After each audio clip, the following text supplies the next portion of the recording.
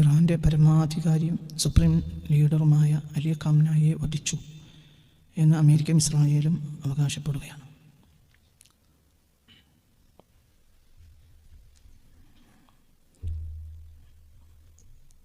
അങ്ങനെ സംഭവിക്കാതിരിക്കട്ടെ എന്ന് നമുക്ക് ദുആ ചെയ്യാം. അതേസമയത്ത് അങ്ങനെ സംഭവിച്ചു കഴിഞ്ഞാൽ അത് ഏഷ്യൻ ആഫ്രിക്കൻ രാജ്യങ്ങളിൽ ഉണ്ടാക്കുന്ന കുഴപ്പങ്ങൾക്ക് പെട്ടെന്നൊന്നും പരിഹാരമുണ്ടാക്കാൻ കഴിയാതെ വരും. അത് വളരെ ദുരന്തകരമായ ഒരവസ്ഥയായിരിക്കും. ആ അവസ്ഥ അങ്ങനെ വരാതിരിക്കട്ടെ എന്ന് നമുക്ക് റബ്ബിനോട് ദുആ ചെയ്യാം. കാരണം ഇത് നിസ്സാരമായ ഒരു കാര്യമാണ് അമേരിക്കയെ സംബന്ധിച്ചിടത്തോളം. അമേരിക്കയെ സംബന്ധിച്ചിടത്തോളം അമേരിക്കക്ക് വഴിപ്പെടാത്തവരെയൊക്കെ കൊല്ലുക എന്നത് അമേരിക്കയുടെ പൊതു സ്വഭാവമാണ്. അങ്ങനെ പലരെയും പല ഭരണാധികാരികളെയും ചരിത്രത്തിൽ അമേരിക്ക കൊന്നിട്ടുണ്ട്. അവരുടെ ചരിത്രവും ഈ കഴിഞ്ഞ കാലത്ത് ഞാൻ പ്രഭാഷണ മധ്യേ പറഞ്ഞിട്ടുണ്ട്. പക്ഷേ അലി ഖാംനായി എന്ന ആൾ കേവലം ഒരു രാഷ്ട്രീയ നേതാവോ കേവലം ഒരു ഭരണാധികാരിയോ അല്ല. പകരം അത് മുസ്ലിം ലോകത്തെ രണ്ടാമത്തെ വിഭാഗമായ അഹ്ലു സുന്ന കഴിഞ്ഞാൽ പിന്നെ ഉള്ള വിഭാഗം ഷിയാക്കളാണ്. അതൊരു പ്രബല വിഭാഗവുമാണ്. മുസ്ലിം ലോകത്തെ സംബന്ധിച്ചിടത്തോളം അതൊരു പ്രബല കക്ഷിയാണ്. അവരുടെ കേവലമുള്ള രാഷ്ട്രീയ നേതാവല്ല അലി ഖാംനായി, പകരം അവരുടെ ആത്മീയ നേതാവാണ്. അങ്ങനെ വരുമ്പോൾ വലിയ ദുരന്തങ്ങളുണ്ടാവും. ആ ദുരന്തങ്ങളെ പരിഹരിക്കാൻ, ആ ദുരന്തങ്ങൾ മുഴുവനും അനുഭവിക്കേണ്ടി വരിക മുസ്ലിം ലോകം തന്നെയായിരിക്കും. എന്തുകൊണ്ടെന്നാൽ ഇതിൻ്റെ പിന്നിലുള്ള ഒരു പ്രൊപ്പഗണ്ടയും ഒരു യാഥാർത്ഥ്യവും ഉണ്ട്. എന്താണ് പ്രൊപ്പഗണ്ട? മുസ്ലിം ലോകം മുഴുവനും അമേരിക്കയുടെ കൂടെയാണ്, ഇസ്രായേലിൻ്റെയും. മുസ്ലിം ലോകം മുഴുവനും അമേരിക്കയുടെയും യൂറോപ്പിൻ്റെയും കൂടെയാണ്. മുസ്ലിം ലോക നേതാക്കളെല്ലാം ഇസ്രായേലിൻ്റെ കൂടെയുമാണ് എന്നത് ഒരു പ്രൊപ്പഗണ്ടയും ഒരു യാഥാർത്ഥ്യവുമാണ്. അതിൻ്റെ മേൽ വലിയ പ്രശ്നങ്ങളുണ്ടാക്കും. ആ പ്രശ്നങ്ങൾ തന്നെയാണ് സത്യത്തിൽ അമേരിക്കയുടെ ആവശ്യം. എന്താണ് അമേരിക്കയുടെ ആവശ്യം? അശാന്തമായ സാഹചര്യം പേർഷ്യൻ ഗൾഫിൽ നിലനിർത്തുക. എന്നാൽ അമേരിക്കയുടെ സാന്നിധ്യത്തെ മുസ്ലിം രാജ്യങ്ങൾ നിർബന്ധിച്ച് ക്ഷണിച്ചു വരുത്തും. അങ്ങനെ വരുമ്പോൾ അവർക്ക് വളരെ തുച്ഛമായ വിലക്ക് എണ്ണ കൈക്കലാക്കാൻ കഴിയും. ഇതിൻ്റെ എല്ലാം അടിസ്ഥാനം എണ്ണയാണ്. ഇറാൻ്റെ പ്രത്യേകതയും നിങ്ങൾ മനസ്സിലാക്കണം. ഏഷ്യൻ രാജ്യങ്ങളിൽ ആദ്യമായി എണ്ണ കണ്ടെടുക്കുന്നത് മസ്ജിദ് സുലൈമാനി നഗരത്തിലാണ്. അത് ഇറാനിലാണ്. ലോകത്തെ ആദ്യമായി ഏഷ്യൻ രാജ്യങ്ങളിൽ ആദ്യമായി എണ്ണ കണ്ടെടുത്തത് ഇറാനിലാണ്.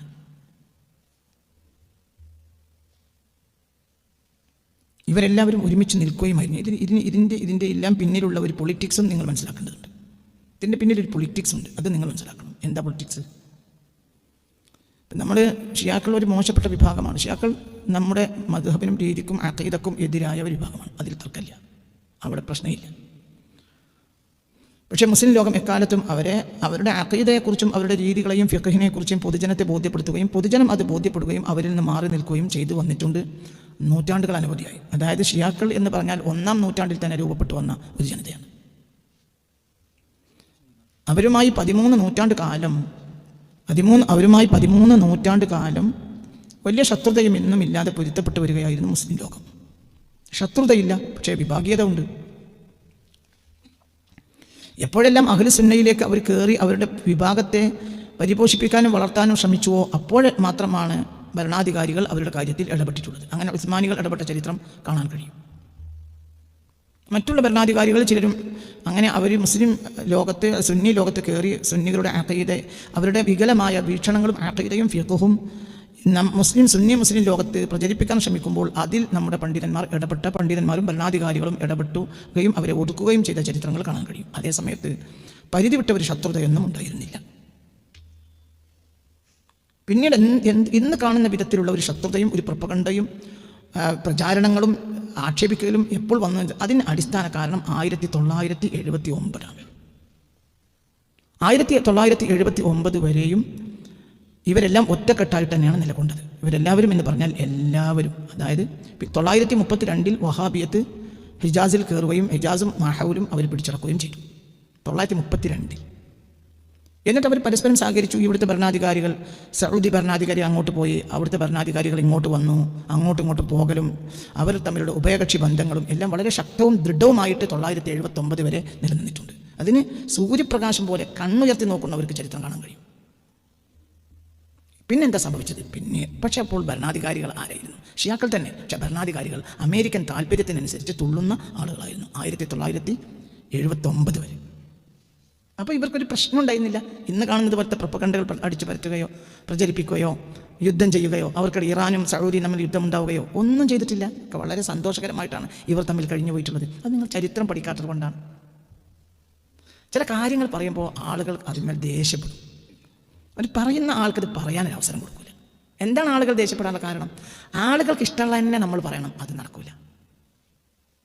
ഒരു പഠിക്കുന്ന ആളെ സംബന്ധിച്ചിടത്തോളം പഠിച്ച് പറയാം.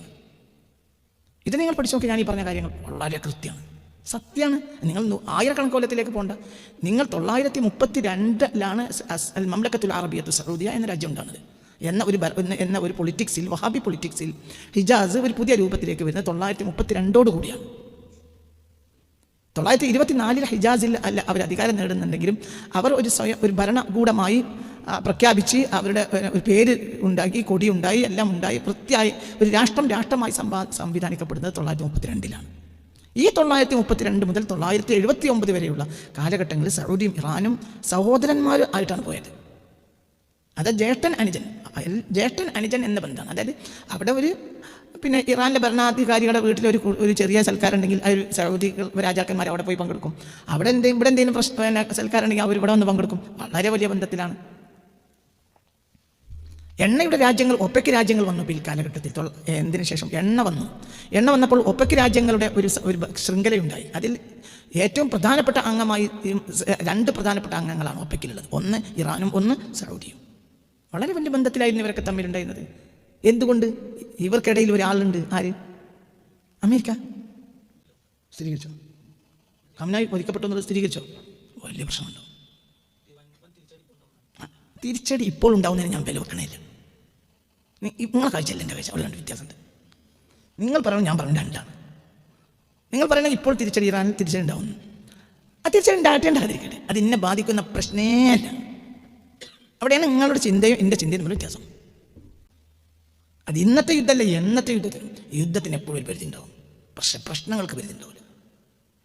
അവിടെയാണ് പ്രശ്നം. പകക്ക് പരിധി ഉണ്ടാവില്ല, യുദ്ധത്തിന് പരിധി ഉണ്ടാവും, പകക്ക് പരിധി ഉണ്ടാവില്ല. നിങ്ങൾക്ക് പറഞ്ഞത് മനസ്സിലായോ? അപ്പം നിങ്ങളുടെ ബാപ്പയെ ഇയാൾ ആക്ഷേപിച്ചത് സങ്കല്പിക്കുക. നിങ്ങൾ തമ്മിൽ മൽപ്പിടുത്തം കൂടിയപ്പോൾ നിങ്ങളെ ബാപ്പയെ അവൻ ആക്ഷേപിച്ചു. അപ്പം നിങ്ങൾ അവനെ അടിക്കാൻ ചെന്നപ്പോൾ അവന് ഓൻ്റെ ആളുകൾ കൂടി നിങ്ങൾ അടിച്ചു. തിരിച്ചടിക്കാൻ കഴിഞ്ഞില്ല. നിങ്ങൾ പുറകോട്ട് വന്നു. തീർന്നിട്ടില്ല. അവിടെ പ്രശ്നം.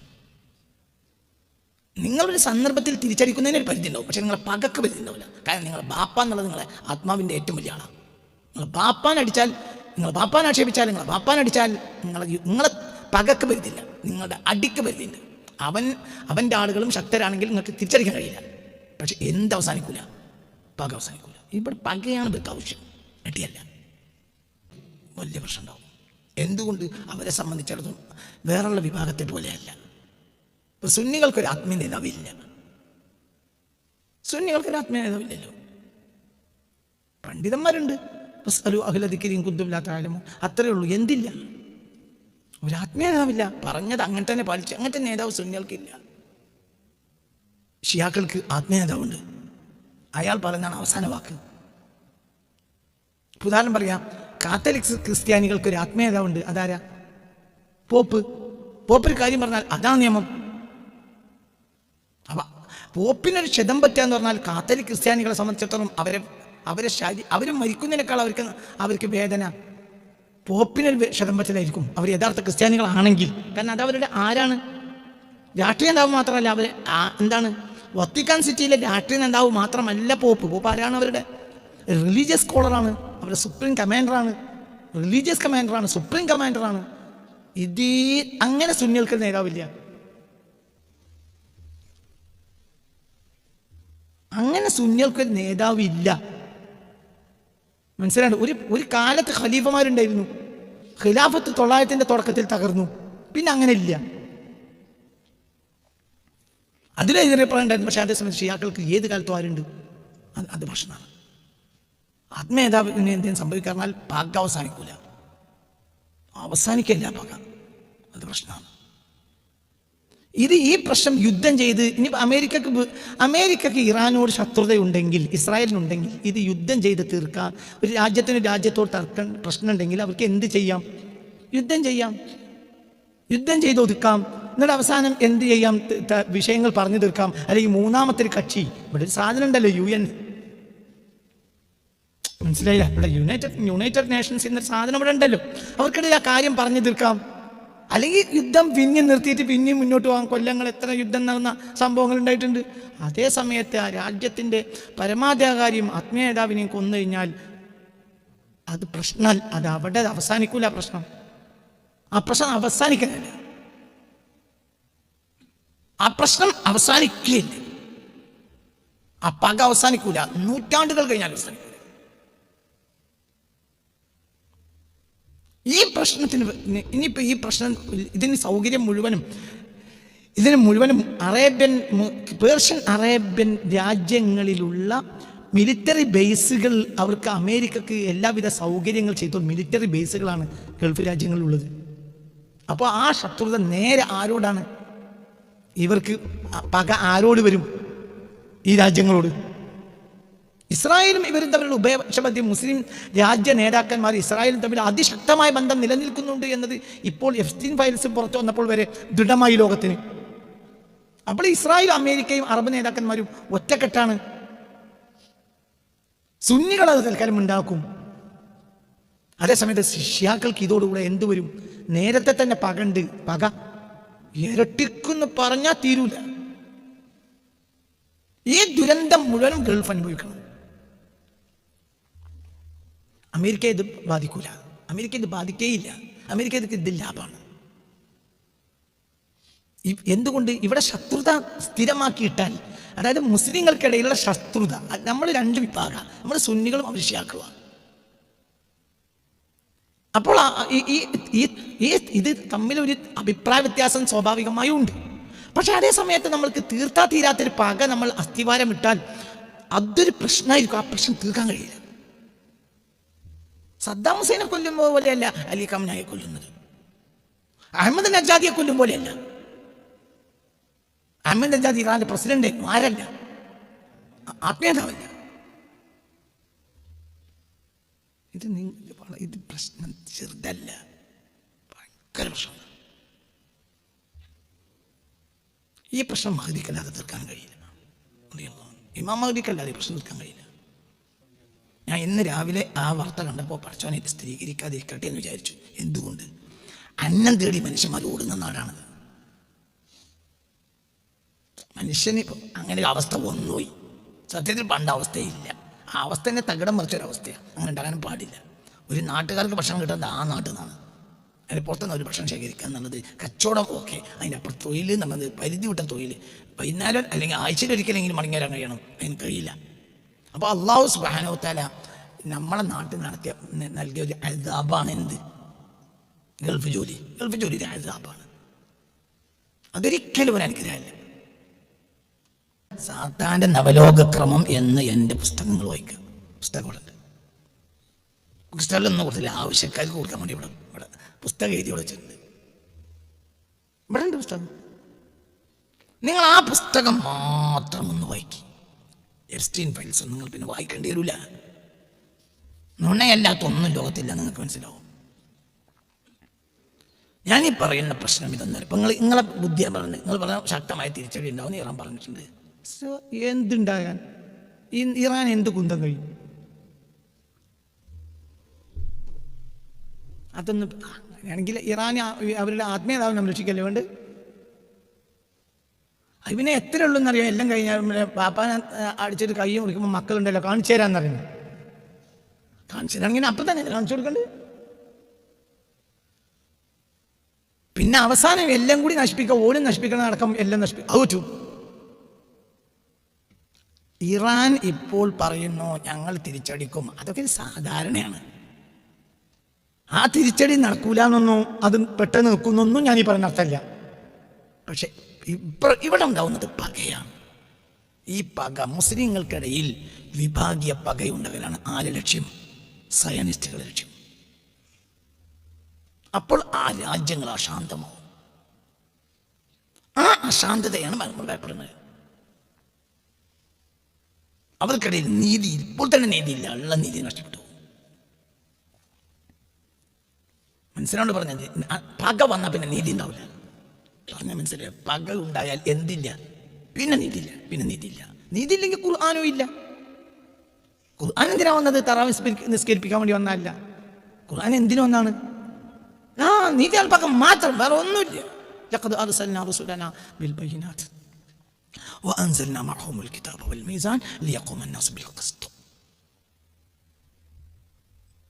നമ്മൾ വേദഗ്രന്ഥങ്ങൾ ഇറക്കിയത് എന്തിനു വേണ്ടിയാണ്? ലിയഖൂമ അന്നാസു ബിൽ ഖിസ്ത്, ജനങ്ങൾ നീതിയോടെ വർത്തിക്കാൻ വേണ്ടിയാണ്. എന്തിറക്കിയത്? വേദഗ്രന്ഥങ്ങൾ, ഖുർആൻ അടക്കമല്ല. അപ്പോൾ വേദഗ്രന്ഥങ്ങൾ ഭൂമിയിൽ വന്നത് നീതിക്ക് വേണ്ടിയാണ്. നീതിയാണ് ആവശ്യം. പക വന്നാൽ എന്തുണ്ടാവില്ല? നീതി ഉണ്ടാവില്ല. അനീതിയോ വീണ്ടും അനീതിയെ ഉണ്ടാക്കും. അനീതിക്കൊരു പ്രശ്നമുണ്ട്. അനീതി പ്രസവിക്കും, നീതി പ്രസവിക്കൂല. അനീതി പ്രസവിക്കും.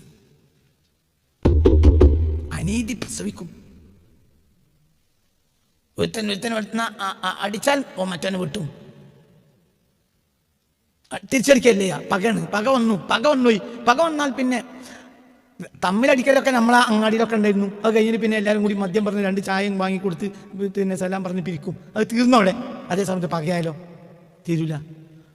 ഒരുത്തൻ അടിച്ചാൽ മറ്റോ പിന്നെ വിട്ടു. ഇവിടെ ഒരാളെ വെട്ടിയാൽ പിന്നെ അടുത്തത് എന്താ ഉണ്ടാവുക? 2 ആൾ വെട്ടും. 2 ആൾ വെട്ടിയാൽ 4 ആൾ വെട്ടും. ഇതെന്തിൻ്റെ ഉൽപ്പന്നമാണ്? അനീതി എന്തു കൊണ്ടുവരും? പക വീണ്ടും അനീതിയെ കൊണ്ടുവരും. ഇത് കേവലം രാഷ്ട്രീയ നേതാവ് മാത്രമല്ല, ഭരണാധികാരി മാത്രമല്ല. ഇതാരാണ്? നേതാവാണ്. അത് പകയായി പ്രസവിക്കും. ആ പക അവസാനിക്കൂല. കാരണം ഷിയാക്കളെ സംബന്ധിച്ചിടത്തോളം അവർക്കൊന്നിലും പ്രശ്നമല്ല. ഒറ്റ പ്രശ്നമേ ഉള്ളൂ. ആര്? ആത്മീയതാവ് മാത്രം. അവർക്ക് ഖുർആനും ഹദീസും നല്ല പ്രശ്നം ആരാണ്? നേതാവ് പ്രശ്നമാണ് അവർക്ക്. നേതാവ് അവർക്ക് പ്രശ്നമാണ്. ഇങ്ങനെ നേതാവിന് വേണ്ടി ജീവിക്കുന്നൊരു ജനത ഷിയാക്കളെ പോലെ ഉണ്ടാവില്ല. ആത്മീയ നേതാവിന് വേണ്ടി ജീവിക്കുന്ന ഒരു ജനത ഷിയാക്കളെ പോലെ ലോകത്ത് വേറെ കാണാൻ കഴിയില്ല. അപൂർവമാണ്. അപ്പോൾ ഭാഗ്യമാണ്. അത് വമ്പ പ്രശ്നം. ആ പ്രശ്നം തന്നെയാണ് ഇവരുടെ ആവശ്യം.